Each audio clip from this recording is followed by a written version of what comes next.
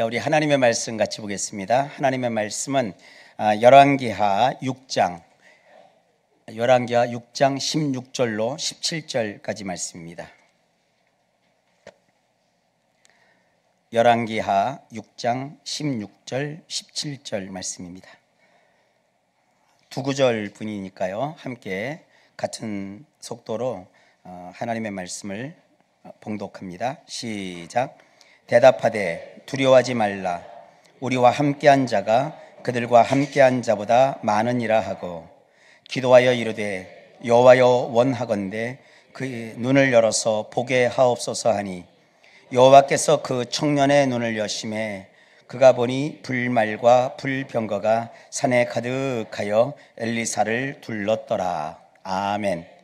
기도합니다. 주님, 오늘도 말씀하여 주옵소서. 예수님 이름으로 기도하옵나이다. 아멘. 할렐루야. 저는 오늘 열왕기하 6장 16절로 17절 말씀을 본문으로 해서 싸우지 않고도 이기는 싸움이라는 제목으로 함께 은혜를 나누려고 합니다. 세상은 다 싸워야 이기는 줄 알아요. 그래서 어떻게 싸움을 준비해야 될까 생각을 합니다.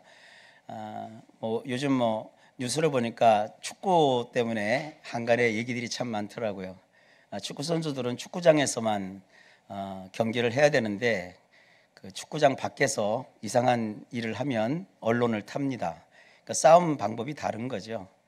그러니까 축구 선수는 전사거든요. 옛날 같으면 그 축구에서 우리 팀이 지면 옛날에는 그 나라가 전쟁에서 패한 것처럼 됐어요. 축구는 그래서 옛날에는 전쟁이기 때문에 지금도 그 습관이 인간의 어떤 문화 DNA라고 그러더라고요. 축구는 그래서 그냥 가만히 못 봅니다. 축구도 하는 것도 좋지만, 그래서 축구는 그 보는 재미가 있어요. 특히 우리나라는 어떤 나라하고 할 때는 결코 져서는 안 되는 그런 그 사명감이 있죠. 그렇다고 해서 축구 선수들의 일상에서 그렇게 막 자기 힘을 과시하고 함부로 싸우지고 그러면 안 되는 거 우리가 잘 알잖아요. 정말 우수한 축구 선수들은 사회적으로도 아주 봉사 활동도 많이 하고 좋은 일들도 많이 합니다. 그거는 싸우는 게 아니죠. 싸워서 이기는 그 전사들이 일상에서는 주변 사람들을 돌보고 사랑하고 또 자기의 그 재능을 이렇게 내세워서 어린 그 선수들을 또 육성도 하고 주변에 훈훈한 이야기를 많이 남기지 않습니까? 그러니까 축구 선수는 꼭 전쟁하는 전사가 아니에요. 경기할 때만 잘해서 이기면 되는 그런 분들이에요. 그러니까 우리가 인생을 사는데도 때로는 우리가 정말 치열하게 싸워야 될 때가 있어요. 물러서지 않아야 될 때도 있어요. 근데 그것만이 아닙니다. 성경은 우리가 삶을 살면서 비록 적이 우리를 공격해도 우리가 싸우지 않고도 이기는 싸움이 있다고 알려주고 있습니다. 절대 싸우면 안 된다, 지금 그 얘기를 하는 게 아니에요. 삶을 살다 보면 내가 싸우지 않아도 이길 수 있는 그런 싸움이 예수님 안에 보장되어 있다는 것을 오늘 말씀을 통해서 각자 깨닫는 시간 되면 참 감사하겠습니다. 저 어린 시절을 이렇게 돌아보면, 어렸을 때는요, 어른들을 이렇게 볼 때마다 뭘 느꼈냐면, 어른들은 모르는 게 없구나, 어른들은 뭐든지 잘 하는구나, 이렇게 생각을 했어요. 근데 막상 제가 어른이 되고 보니까, 또 저 같은 경우는 대학원까지 공부를 했잖아요. 그런데요, 그럼에도 불구하고 모르는 것 투성이더라고요. 그리고 사는 동안에 병도 좀 알아봤고 곤란한 일도 겪어봤고, 또 무엇보다도 사람과 함께 관계를 가지고서 인간관계를 맺고 사회생활하는 것이 전혀 쉽지 않다는 것, 결코 쉽지 않다는 것도 깨달았습니다. 그래서 나이를 먹으면 먹을수록 더욱 간절하게 모르는 것이 너무 많다는 걸 내가 아니까 하나님을 향해서 번번이 주님 도와주십시오. 저는 이 시간, 이 상황에서 어떻게 할 줄을 알지 못합니다. 기도하게 되더라고요. 그러니까 어른이 되었다고 다 아는 게 아니더라고요. 다만 전에 비해서 조금 더 나이를 먹으니까 성숙해졌고, 또 인간적으로 약간의 지혜가 쌓였다 하는 그 정도 의미더라고요. 그러니까 나이를 먹었다고 대단한 게 아니더라고요. 어른이라고 해서 뭐 약한 모습을 안 보이겠다 그렇게 할 필요도 없더라고요. 제가 아주 명언 아닌 명언을 하나 남겨드리면, 사람이 약하다는 것이 곧 그가 실패했다는 뜻은 아니에요. 사람은요 다 약해요. 저는 우리 교회 그 주보를 만드는 기쁨을 매주 겪고 있어요. 신경을 많이 쓰고 어떻게 하면 우리 성도님들에게 좀 더 형식적이지 않고 의미 있게 활용할 수 있는 주보를 제공해 드릴까 고민을 해요. 근데 막상 인쇄를 해놓고 보면 그날은 몰라요. 근데 다음날 보면 꼭 틀린 글자가 나와요. 숫자가 삑사리가 나 있어요. 이게 참 저의 그 미완숙함이거든요. 그렇다고 제가 주보 만드는 일에 실패했다고, 아무도 저에게 실패했다고 얘기를 안 해요. 우리 목사님이 좀 인간 냄새가 난다, 그리고들 다 지나가시더라고요. 오늘도 주보에 있어요, 삑사리가.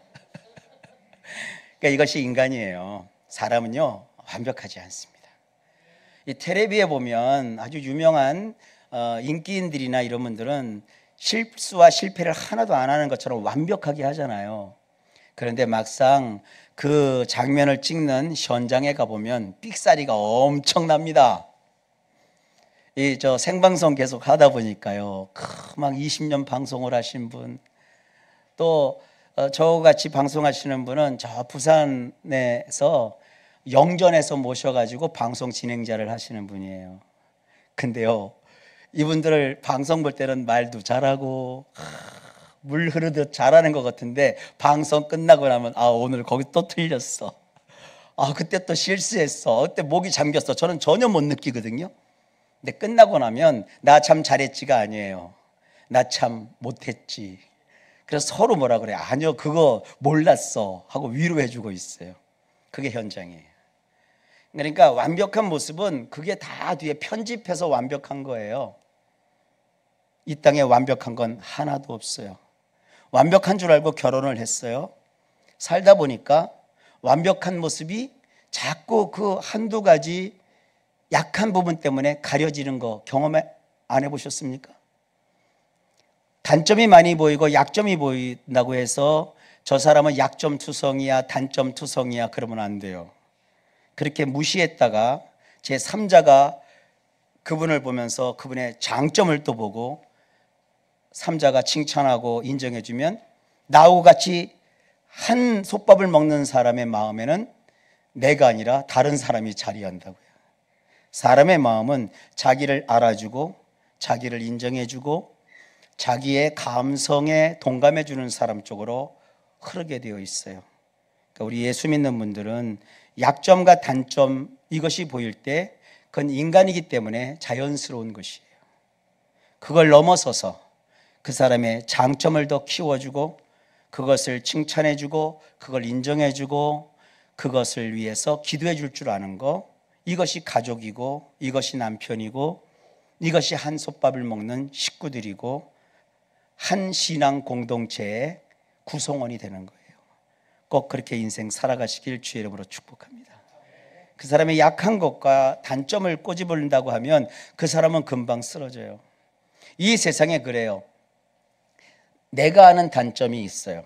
그건 참 괴로운 거죠. 근데 남이 모르는 나의 단점이 있어요. 그걸 늘 감추려니 얼마나 힘들어요.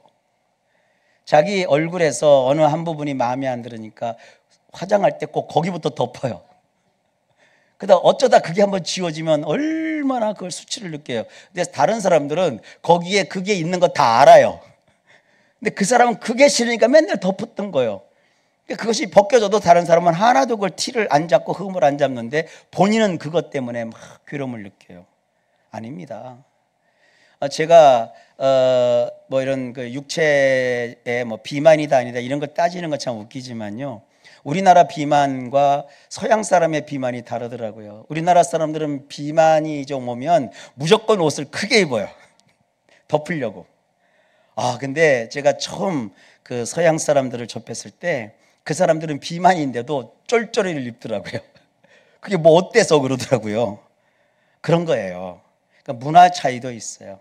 그러니까 그러나 여러분 너무 감추고 싶은 거라고 해서 그것 때문에 쫄아들고 그러지 마세요. 다시 얘기합니다. 사람이 약하다고 해서 그건 약한 거예요.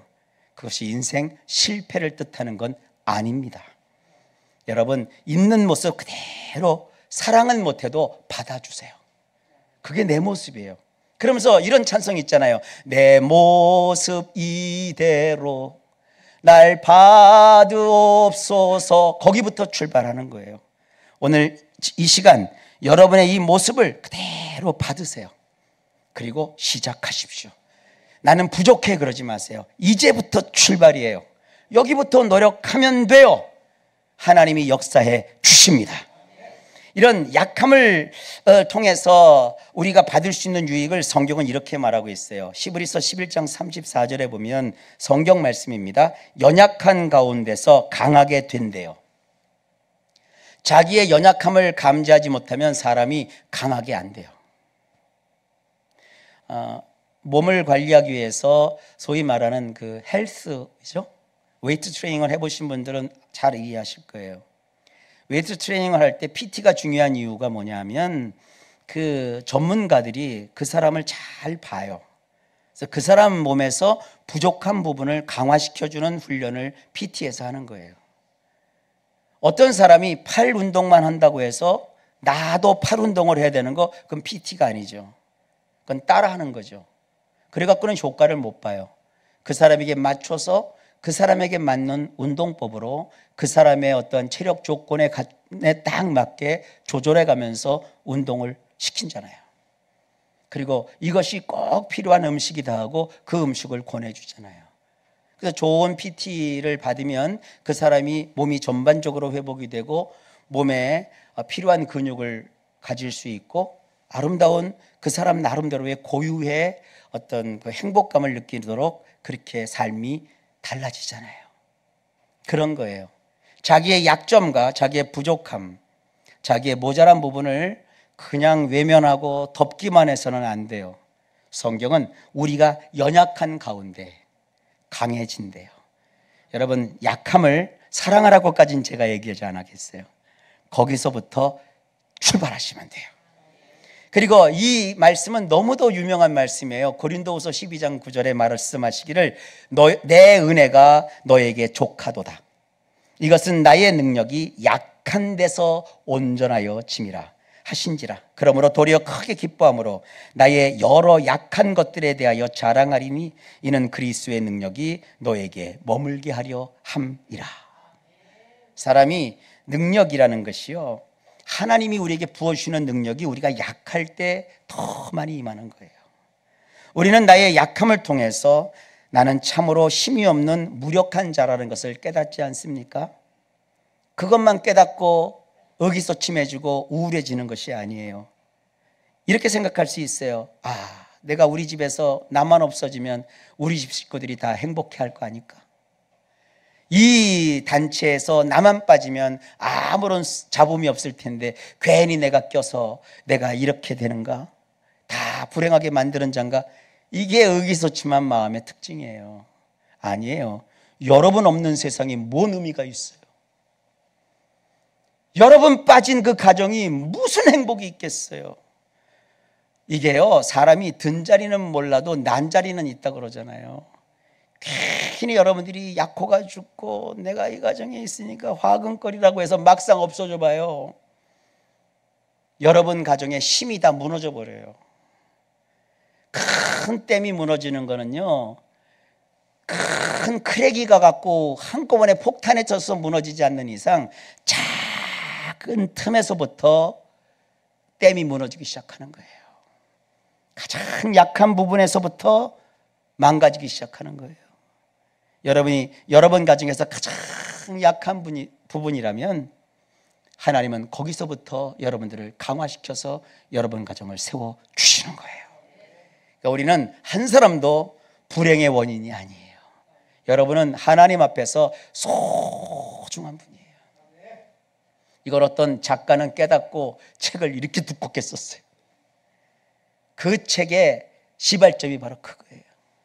가장 약하고 가장 스펙이 미달하고 가장 모자란 그 사람을 하나님께서 그의 일평생을 통해서 큰 나라와 민족의 1인자 조상으로 삼으시고 오늘까지 모든 시대 모든 그리스도인들의 표상으로 만들어 버리시는 그 어마어마한 대서사의 이야기가 책 한 권으로 두꺼운 책 한 권에 담겨 있어요. 그 책을 가지고 노래를 하나 만들었는데 그 노래를 출시하기 전에 제작하는 과정에서 녹음실에 갔었어요. 거기에 이제 드럼을 입히는데 우리 박성호 집사님이 드럼을 치시는데요. 거기 가사 중에 그 대목이 있어요. 나의 인생이 완전히 박살이 났다. 나의 인생이 완전히 끝장이 났다. 근데 그렇게 고백하는 그 책의 주인공의 나이가 77세요. 77세면 이 성경의 나이는 우리의 나이가 조금 개념이 달라요. 77세인데 장가도 안 갔어요. 가족도 없어요. 그리고 형을 속여갖고 형한테 지금 형이 죽이겠다고 찾고 있어요. 엄마 아빠도 이제 77살인데 어떻게 엄마 아빠요? 아버지와 어머니가 너 얼른 도망가라 해서 지금 도망가는 신세요. 이게 이사 가는 게 아니라 여행 가는 게 아니라 도망가니까 갖고 나온 게 아무것도 없어요. 아무것도 침낭도 못 갖고 나온 거예요. 그러니까 길바닥에 있는 돌로 베개 삼고 자고 있었어요. 그때 그 사람의 참담한 마음을 노래로 표현하는데 그 가사 중에 완전히 깨진 나의 인생, 박살난 나의 인생.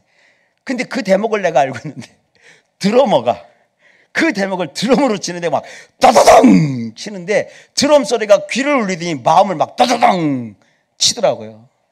깨지고 박살났다라는 그 대목에서 드럼 소리가 따다당 나오니까 눈에서 눈물이 팍 쏟아지더라고요. 그게 우리 인생이에요. 그런데 그 노래가 흘러가면서 마지막 부분에서 노래가 이제 랩으로 바뀌어요. 그리 나의 인생을 하나님께 맡기네 하고 노래가 끝나요. 그거예요. 우리 인생이 그거예요. 지금 깨지고 박살났다고 해서 끝나는 게 아니에요. 그 약하고 약한 그 시점부터가 그 책 속의 주인공의 인생은 시작이었어요. 똑같아요. 우리가 무너지고 건강이 무너지고 돈이 사라지고 기회가 끝나고 친구가 다 떠나고 심지어 가족들한테 다 외면받고 혼자 남은 나 혼자 그 자리에 처량하게 있더라도 그 밤중이라도 하나님께서 함께 하시면 그때부터가 내 인생의 시작이에요. 이게 굉장히 중요한 거예요. 우리는 나의 약함을 통해서 어떤 일이 벌어지느냐, 그렇게 약할 때 길러지는 것이 하나님만을 더욱 의지하게 되는 믿음이에요. 믿음이라는 것은요, 따지고 보면 나의 삶의 모든 통치권, 삶의 주도권을 하나님께 온전히 다 맡기는 항복 선언이에요. 믿음은 하나님께 항복하는 거예요. 내가 믿음을 갖고 하나님에게 뭘 퍼주는 게 아니에요. 어느 제 서재에 꽂혀 있는 책 제목 중에 그게 있더라고요. 하나님 이제부터 내 덕을 좀 보십시오. 난 그 책을 볼 때마다 감정이 조금 안 좋아요. 우리가 하나님께 뭐 드릴 게 뭐 있어요, 솔직히? 우리가 하나님께 뭐 하나님 내 덕 좀 보십시오. 뭐 할 게 있나요? 우리는 그런 존재가 아니에요. 하나님의 덕을 우리가 보면 받지. 죽는 그 순간까지 하나님의 덕을 보는 게 우리지. 우리가 세상 살면서 뭐 믿음이 좋다고 우리가 하나님 앞에 내가 이렇게 했으니까 좀 이렇게 해주시오 이렇게 요구할 수 있나요? 우리는 그런 자격이 없어요. 그런데 하나님은 연약한 우리를 외면하지 않으십니다. 우리가 아무것도 하나님께 드릴 게 없는데도, 그런데도 하나님은 우리를 더 사랑하시고 다 아껴주십니다. 찬송 중에 그게 있어요. 내가 연약할수록 더욱 귀히 여기사. 그 가사의 후렴이 뭡니까? 예수 나를 사랑하시네. 날 사랑하심, 날 사랑하심. 그게 어디 써 있어요? 성경에 써 있네. 예, 성경에 써 있는 하나님은 그런 분입니다. 내가 약한 약할수록 더 나를 사랑하고 내가 부족할수록 더 나를 끌어안으시고 내가 아무것도 할 수 없다고 좌절하게 무너져 있을 때 하나님이 가슴 아파하시면서 아니야, 너에게는 내가 있잖니, 아니야, 너는 나의 것이다 라고 말씀하시는 그 사랑의 하나님이 그 애끓는 마음을 성경 속에 담으셔서 성경 구퉁이에 적어놓은 게 아니라 창세기부터 구약의 말라기까지 마태복음부터 요한계시록까지 가득 담아 놓으셨다고요. 성경을 수백 번을 읽어도 이걸 발견하지 못하면 성경 잘못 알고 있는 거예요. 성경을 읽으면서 아브라함이나 보고 성경을 읽으면서 성경의 인물들이나 알고 있으면 아무것도 아니에요. 저는 졸지에 어떻게 하다 보니까 방송을 통해서 성경 인물, 오늘의 인물 사전 그래갖고 성경 인물의 전문가처럼 됐는데 제가 무슨 전문가예요. 그러나 성경의 인물 사전을 하면서 성경에 그 감추어졌던, 알려지지 않았던, 조명받지 않았던 그 많은 사람들을 살핀 결과 저의 결론은 항상 같습니다. 약할지라도, 부족할지라도, 못났을지라도 하나님의 은혜와 사랑은 변함이 없으시다.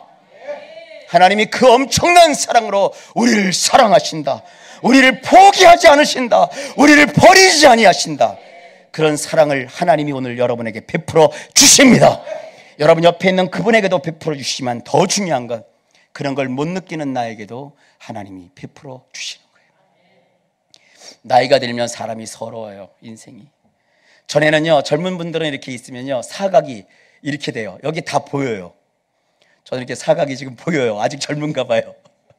근데요, 나이가 들면 이 옆으로 보이는 게 점점 줄어들어요.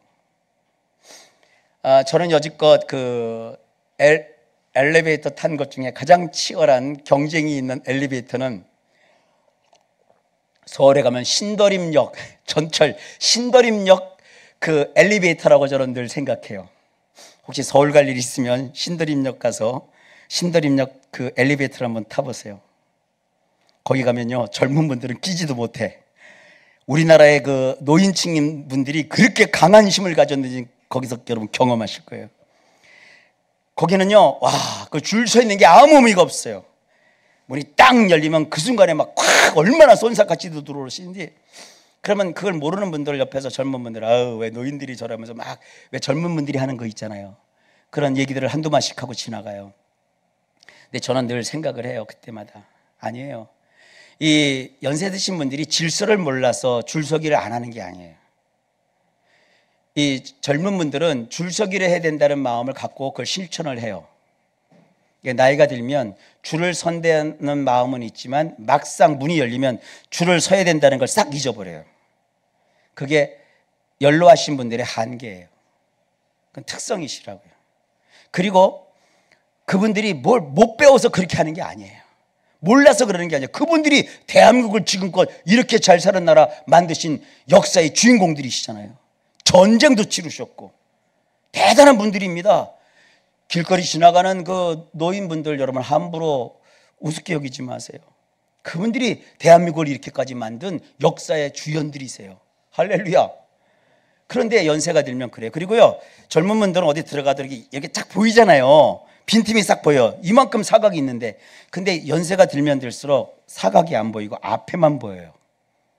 그러니까 문이 열리는 문만 보이면 옆에 누가 서 있는지는 그게 안 보이는 거예요. 그러니까 비집고 들어가는 수밖에 없는 거예요. 그런 분들이 어쩌다 한 분이면 다 이해를 하는데, 신도림역 가면 그런 분들이 막 장황하게 그런 분들만 모여 있으니까 치열한 거예요. 어떤 때는요, 서로 싸우느라고 엘리베이터 문이 닫혀. 그래서 아무도 못하고 그냥 올라가는 것도 제가 한번 봤어요. 그런 게 이 세상살이에요. 그러니까 여러분, 이 세상에서는요, 무조건 뭐 싸워서 뭐 해갖고 잘 되고 그게 절대로 아닙니다. 연세 드신 분들 그렇게 된다는 거 한개 아시고, 저분들이 연세가 들어서 약한 것이지 이렇게 생각하십시오. 그래서 사회는 더 익숙해져야 돼요. 그 좀 돈 많은 젊은이들이 옆에다가 엘리베이터를 한 개만 하지 말고 복잡한 데는 공사해 갖고 엘리베이터를 한 서너 대 더 해주면 되잖아. 우리나라 그렇게 못 살지는 않거든요. 꼭 엘리베이터 조그만 거 비좁은 거 하나 해놓고, 대전도 마찬가지요. 대전도 그냥 하도 그러니까요. 대전에 전철 가보세요. 전철 중에서요, 다치는 거 절대 안 다쳐. 딱 열리잖아요. 그럼 젊은 분들은, 제가 어제 젊은이 나이신 분 제가 갈라놓는 건 아니에요. 젊은 친구들은 딱 가면 그게 다치는 속도가, 시간이 엄청 걸려요. 몇 분이 걸리잖아요. 그래서 한번 딱 들어오면 손을 안 대.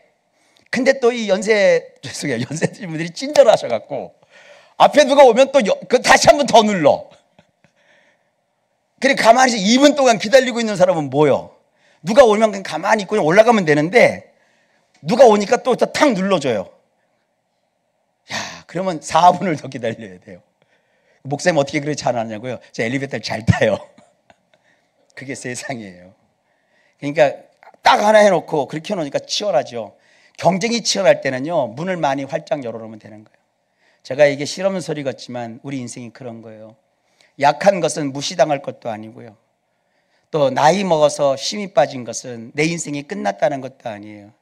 환경인 것을 다 받쳐주지 못하는 잠시 불편한 것 뿐이에요. 자, 여러분, 우리가 약할 때 성경은 말합니다. 이런 약한 것으로 인해서 오히려 예수님의 능력이 우리에게 머문대요. 참된 능력은 하나님의 도움이 나에게 필요한 것을 깨닫고 주님의 뜻에 순종하는 데서부터 나옵니다. 내가 겪은 약함을 통해 나는 싸우지 않고도 이기는 싸움을 하여 결국은 승리하게 됩니다.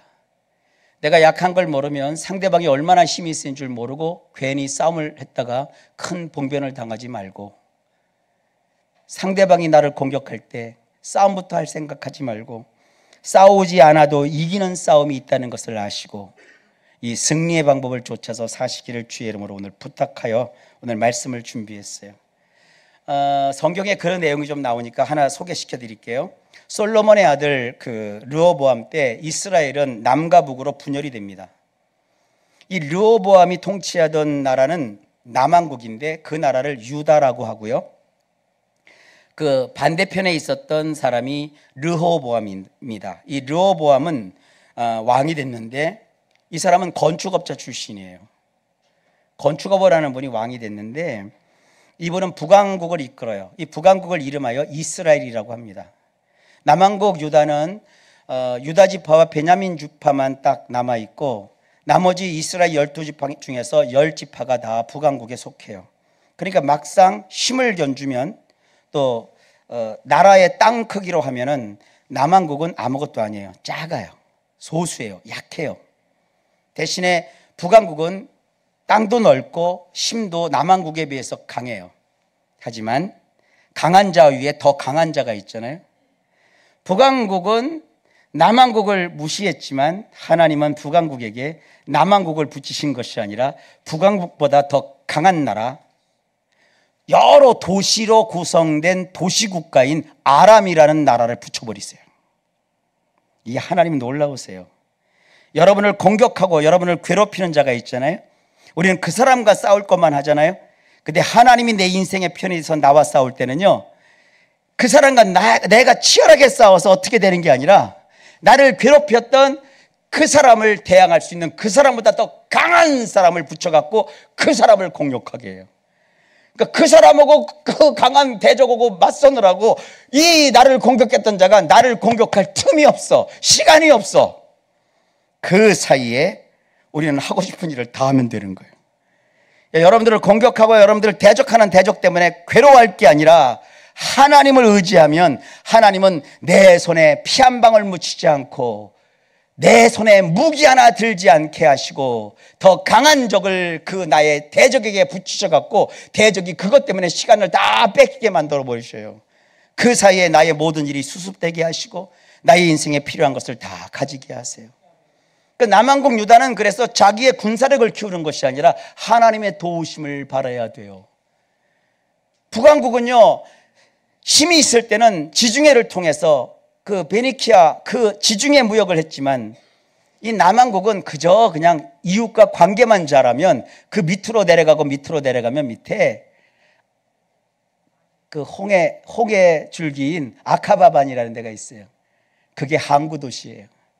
거기서 배 타고 아래로는 옆으로 가면은 애굽으로도 가고 밑으로 내려가면은 아프리카 대륙으로 가고, 우리 식으로 얘기하면 아시아까지도 빠지고, 그리고 옆으로 좀 가보면은 그 전쟁터를 빙 둘러 지나가는 왕의 대로를 타고 저 북쪽까지 무역할 수 있는 그 엄청난 길이 열려요.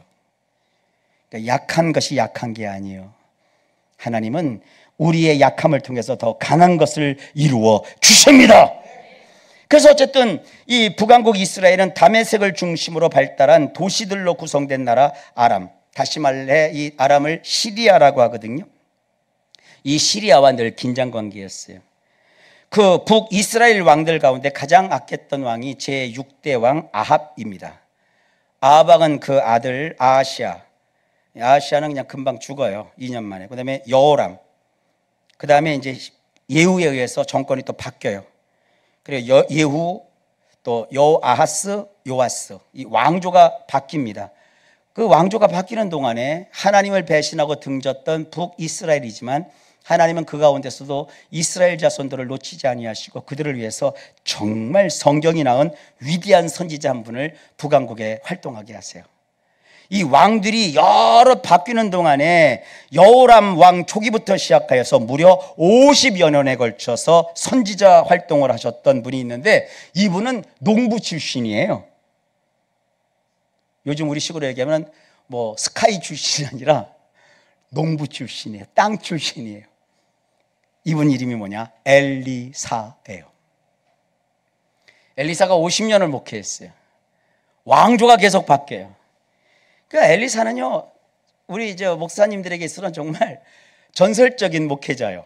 50년을 왕조가 그렇게 바뀌었는데도 그 불신의 땅 이스라엘 그 북왕주에서 하나님의 메시지를 들고 그 불신의 땅에서 요즘으로 말하면 복음을 전하고 하나님의 사람들을 키우고 그 믿음을 유지하게 했던 그야말로 현대판 정말 참된 목회자 같은 사람이 엘리사인데, 엘리사는 그 엘리야의 또 제자잖아요.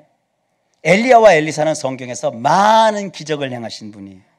시대가 어렵고 사람들이 약할 때 하나님이 행하시는 방법은 이런 하나님이 세운 목회자들을 통해서 수없이 많은 기적을 또 행하신다는 사실이에요. 어느 때인가 아람 왕이 이스라엘을 상대로 하여 전쟁을 벌입니다. 아람 왕이 신하들과 은밀하게 작전을 짭니다. 우리가 아무데 가서 진을 쳐서 공격하자. 그러면 이상하게도 그럴 때마다 엘리사가 이스라엘 왕에게 사람을 보내서 아람 군대가 이번에 어느 곳에 진을 칠 테니까 그곳으로는 가지 마시오, 미리 알려줘요. 그러면 이스라엘 왕은요, 엘리사가 말한 곳에다가 사람들을 보내서 그 지역을 철저하게 방비하게 해요. 그러니 아람 군대가 공격할 수가 없었어요. 그러기를 한두 번이 아니에요. 그러니까 이 아람 왕은 마음이 불안해져요. 그래서 그 신복들을 불러서 그들을 다그쳐요. 우리 중에 틀림없이 이스라엘 왕과 내통하는 자가 있다. 그 세작, 그 간첩이 누구냐? 어찌 이런 일이 벌어지느냐? 하고 다그쳐요. 그러니까 신복 중에 한 사람이 말해요. 아닙니다. 오직 이스라엘의 선지자 엘리사가 있는데, 왕도 아시다시피 그 엘리사가 왕이 침실에서 하는 말을 이스라엘 왕에게 고스란히 다 고하기 때문입니다. 그러니까 왕이 그 말을 듣고, 그래? 너희는 가서 엘리사가 어디에 있나 보자. 내가 사람을 보내 그를 잡아오겠다. 그래서 수소문해서 알아보니까 엘리사가 그 당시에 도단이라는 곳에 머물고 있는 거예요. 그러니까 왕이 말과 병거와 많은 군사를 보내서 밤을 틈타 엘리사가 머물고 있는 그 도단 성읍을 에워싸요. 이른 아침에 엘리사의 사환이 밖에 나와서 보니까 군사와 말과 병거가 밤사이에 성읍을 빽빽하게 포위하고 있는 것을 보았어요.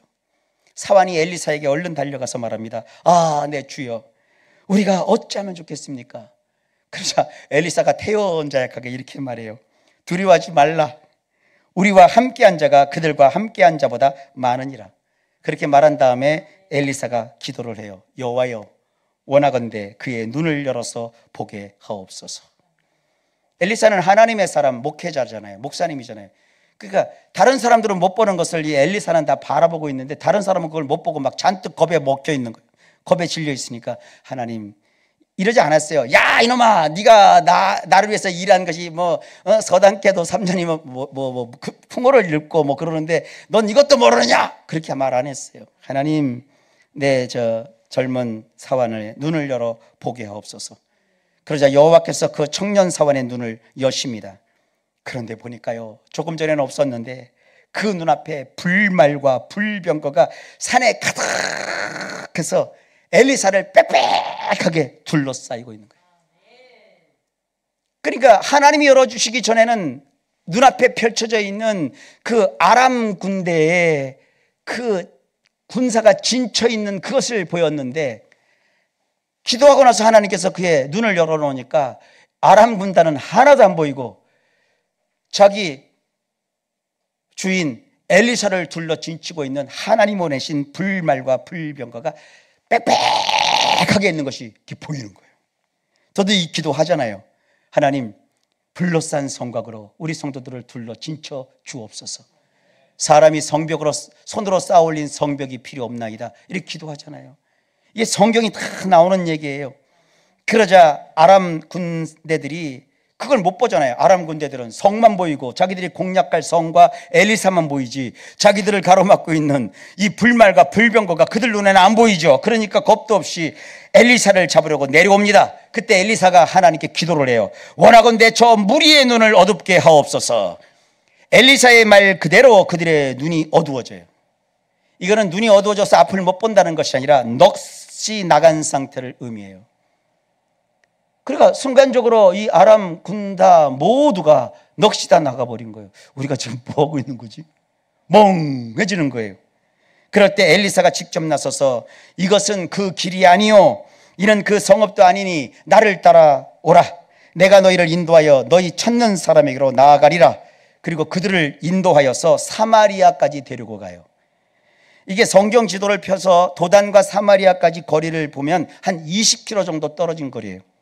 여기서 아마 대전에서 하면 대전에서 조치원 정도 되는 거리일 거예요. 긴 거리죠.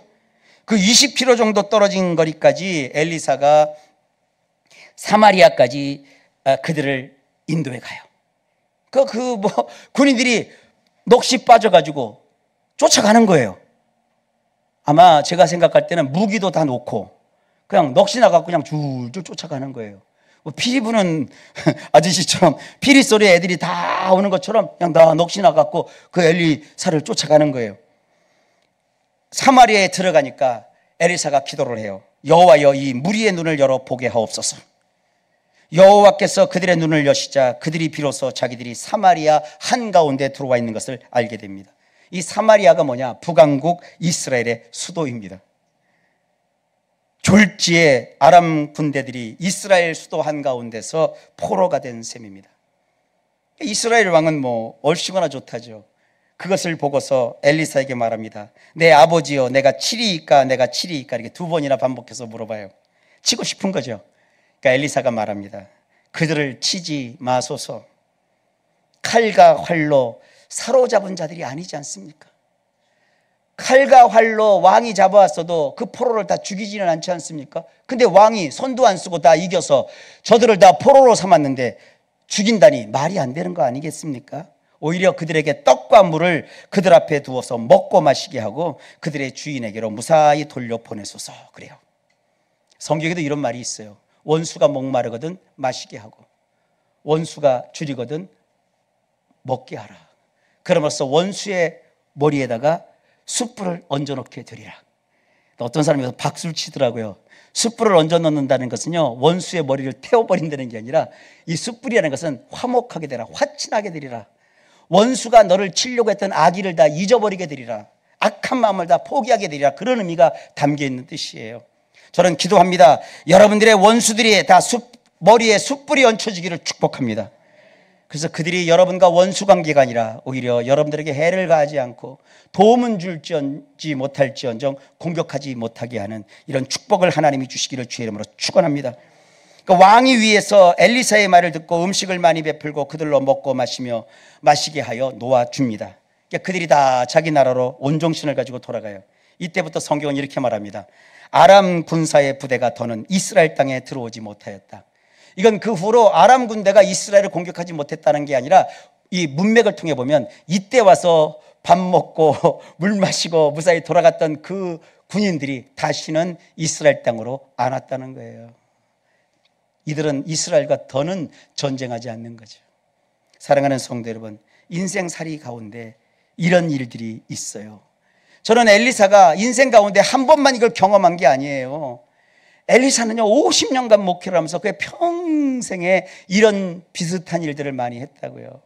성도 여러분, 싸워서 이기는 것만이 능사가 아닙니다.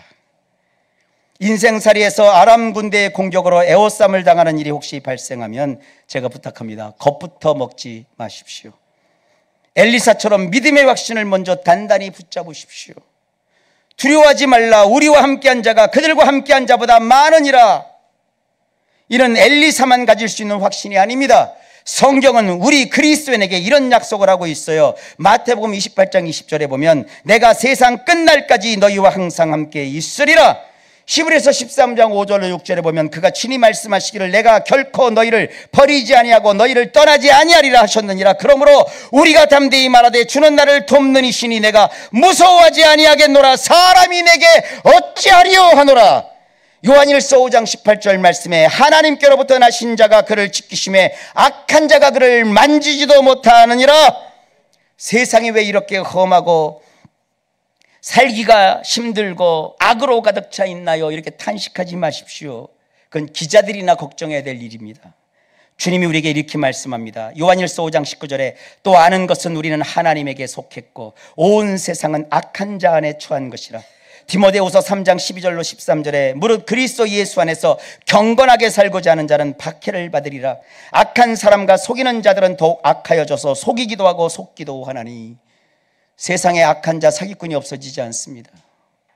악한 자들이 사라지지 않습니다. 점점 세상이 악해지면서 악한 자는 더욱 악해지고 속이기도 하고 또 속기도 합니다. 그러나 하나님은 어떻게 하시느냐? 요한일서 5장 4절로 5절에 대저 하나님께로서 난 자마다 세상을 이기느니라.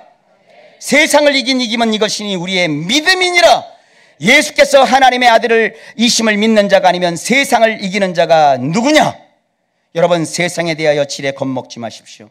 세상 종말에서 성경은 이런 일들이 있을 것이라고 미리 말씀하고 계십니다. 마태복음 10장 16절 17절에 기록하기를 보라 내가 너희를 보냄이 양을 이리 가운데 보냄과 같도다. 그러므로 너희는 뱀같이 지혜롭고 비둘기같이 순결하라. 사람들을 삼가라. 저희가 너희를 공회에 넘겨주겠고 저희 회당에서 채찍질하리라. 그러나 여러분, 하나님이 절대로 우리를 방치하지 않으십니다.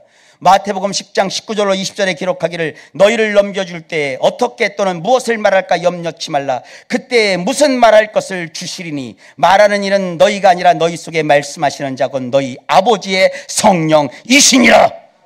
그러므로 우리 성도님들은 세상을 살면서 이런 확신을 가지셔야 합니다.